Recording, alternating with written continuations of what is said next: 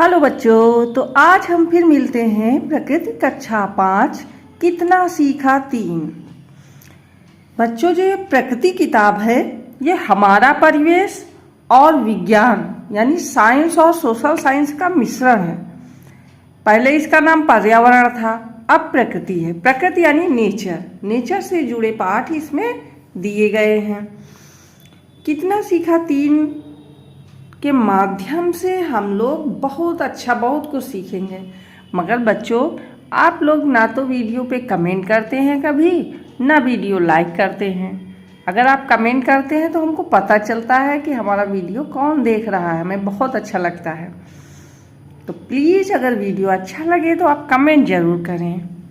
आओ देखते हैं। पहला अभ्यास कार्य है सही मिलान करें। समूह का और समूह खा को हमें आपस में मिलाना है। तो इधर कुछ चित्र बने हुए हैं, इधर घरों के नाम लिखे गए हैं। ये पाठ हम लोगों ने ऐसे भी होते हैं घर से पढ़ चुके हैं। तो ये जो घर बना है ये घर बच्चों मिट्टी का घर है। मिट्टी का घर जहाँ बहुत गर्मी पड़ती है और बारिश कम होती है वहाँ बनाए जाते हैं। ये घर बच्चों बांस का घर है, जहाँ बहुत बारिश होती है, पानी भराव हो सकता है, वहाँ बांस के घर बनाए जाते हैं। पहले बांस के खंभे, फिर उसके ऊपर भी बांस का घर बना दिया जाता है कि अगर पानी भरे भी तो घर के ऊपर न पहुँचे, अंदर न जाए। तो ये है हमारा बांस का घर।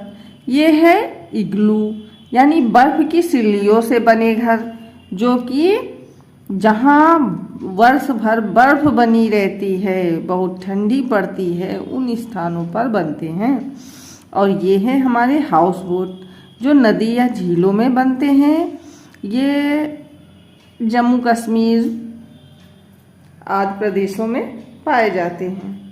सब जगह तो ये घर पाए नहीं जाते हैं, ये सब विशेष घर हैं। और हम जो रहते हैं जिन घरों में, वो बच्चों ईंट पत्थरों के घर हैं। अगला है नंबर 2, अपनी पसंद के घर का चित्र बनाकर उसमें रंग भरिए। तो ये कार्य आप कर सकते हैं। दी गई वर्ग पहेली में कुछ आपदाओं के नाम छिपे हैं, उनके नाम ढूंढिए। तो बच्चों, हमने पढ़ा कि आपदाएं 2 तरह की होती है, एक प्राकृतिक आपदा, दूसरी मानव जनित आपदा। प्राकृतिक, और इनमें क्या लिखे हैं? आपदाओं के नाम। तो हम लोग नाम भी ढूंढेंगे और ये भी जानेंगे इनमें से कौन सी प्राकृतिक है और कौन सी मानव जनित है। तो जैसे ये मिल रहा है, मुझे दिख रहा है ज्वालामुखी। तो ज्वालामुखी कौन सी है? प्राकृतिक है। आंधी ये प्रकृति प्रदत्त है। सुनामी ये भी प्राकृतिक आपदा है। लेकिन जो ये दंगा दिख रहा है ना, दंगा क्या है? ये मनुष्यों द्वारा फैलाया गया है। लू एक गर्म हवा होती है जो गर्मियों के सीजन में चलती है। भूकंप ये भी प्राकृतिक आपदा है।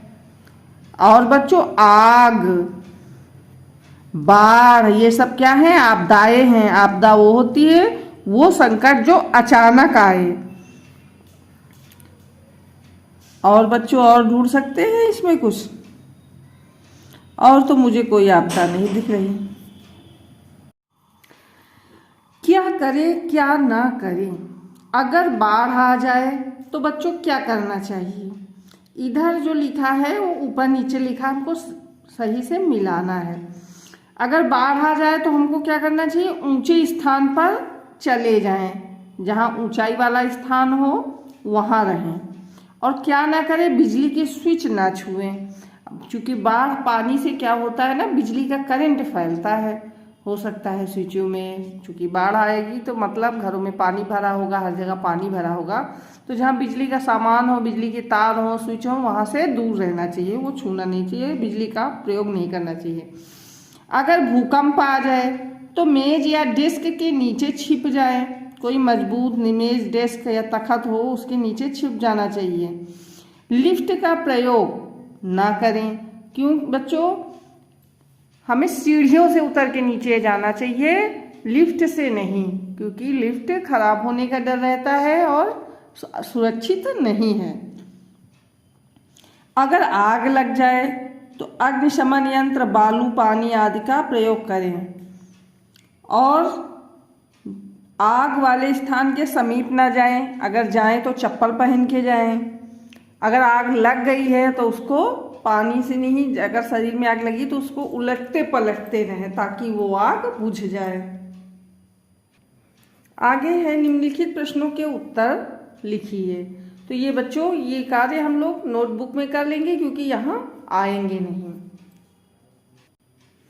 अगला प्रश्न है, भूमिगत जल पुनर्भरण से आप क्या समझते हैं? उत्तर, यदि हम वर्षा के जल को एकत्र कर भूमिगत जल के रूप में पुनर्भरण करते हैं तो हमें जल की कमी का सामना नहीं करना पड़ेगा। जल का पुनर्भरण क्यों करना चाहिए? ताकि जो भूमिगत जल है उसकी कमी ना हो। जो वर्षा वाला जल हो उसको इकट्ठा करना चाहिए। पहले क्या थे, पहले ज़माने में नदी तालाब वगैरह बहुत रहते थे। गाँव के आसपास देखा होगा पहले बहुत सारे तालाब रहते थे। अब लोगों ने क्या किया, मिट्टी से पूरा कर करके उनमें घर बना दिए हैं या खेती करने लगे हैं, जिसकी वजह से जल का पुनर्भरण नहीं हो पाता है। और जो जल मिट्टी के ऊपर रहता है वो जल्दी से वाष्पित होके पुनः बेकार हो जाता, ऊपर चला जाता है। और अगर उसी जल को हम संचित कर दें तो वो नीचे भी जाएगा और जल ज़्यादा दिन रुकेगा भी, तो जल की कमी नहीं होगी। सिंचाई के दो परंपरागत साधनों का नाम लिखिए। उत्तर, कुआं तथा तालाब सिंचाई के दो परंपरागत साधन हैं।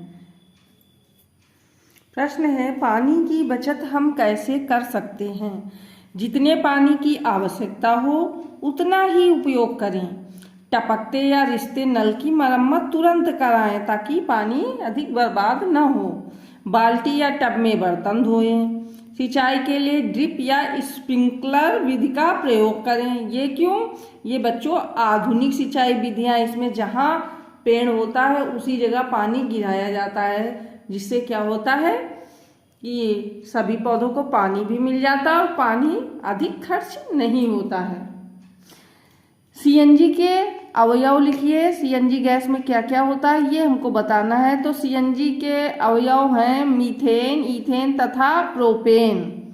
सीएनजी एक प्राकृतिक गैस है बच्चों, और इसके प्रयोग से क्या होता है, प्रदूषण बहुत कम होता है। अगला प्रश्न भी इसी पर आधारित है। प्रदूषण कम करने के लिए कौन से ईंधन के वाहन का प्रयोग करना चाहिए? तो उत्तर है, प्रदूषण कम करने के लिए सीएनजी ईंधन के वाहन का प्रयोग करना चाहिए। बच्चों जो सीएनजी गैस होती, सीएनजी के वाहन है, इनसे बहुत कम प्रदूषण होता है। वाहनों में प्रयोग होने वाले दो ईंधन। तो बच्चों वाहनों में प्रयोग होने वाले दो ईंधन कौन से हैं? पेट्रोल तथा डीजल। अगर तीसरा होता तो सीएनजी गैस भी आ जाती। तो बच्चों ये तो हमारे हो गए अभ्यास प्रश्न। आगे देखते हैं आगे का अभ्यास कार्य। अगला अभ्यास कार्य है, पानी पदार्थ होता है। पानी बच्चों कैसा पदार्थ होता है? पानी एक द्रव पदार्थ होता है या तरल पदार्थ होता है। तरल यानी बहने वाला, यहाँ हमको तरल भर देना। पानी में का गुण होता है, तो पानी में विलायक का गुण होता है। पानी में सभी चीजें घुल जाती, पानी विलय कर लेता अपने अंदर, तो उसके अंदर कौन सा गुण होता है? विलायक का। मोम में अविलेय है। अविलेय नहीं यानी नहीं घुलता, तो किस में नहीं घुलता है? जल में। जल या पानी में मोम नहीं घुलता। मोम किस में घुलेगा? मिट्टी के तेल में। कुएं के पानी में मिलाकर पीने योग्य बनाया जाता है। कुएं के पानी में क्या मिला दिया जाए तो पानी पीने के योग्य हो जाता है?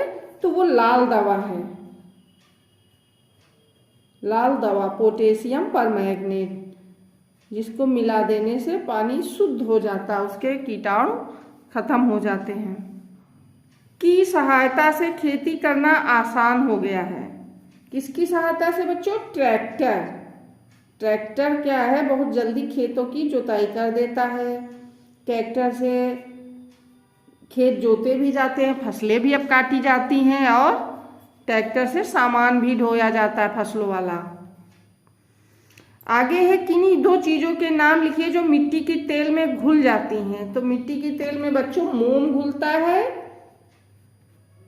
और तारकोल, तारकोल जिसको हम डामर के नाम से भी जानते हैं, जो सड़कों में बनाया जाता है ना, वो मिट्टी के तेल से घुल जाता है मिट्टी के तेल में।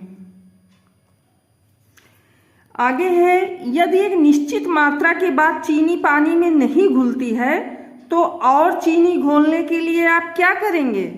तो बच्चों अगर चीनी एक निश्चित मात्रा के बाद कोई भी पदार्थ नहीं घुलता है, उसको अगर पानी का ताप बढ़ा दिया जाए, यानी पानी को गर्म करेंगे, पानी को अगर गर्म करेंगे हम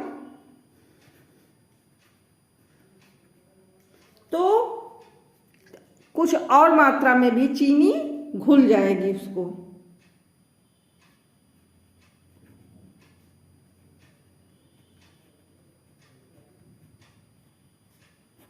तो बच्चों कितना सीखा पाठ का अभ्यास कार्य समाप्त हुआ। ये अभ्यास कार्य आपको कैसा लगा हमें जरूर बताएं। बाय बाय बच्चों।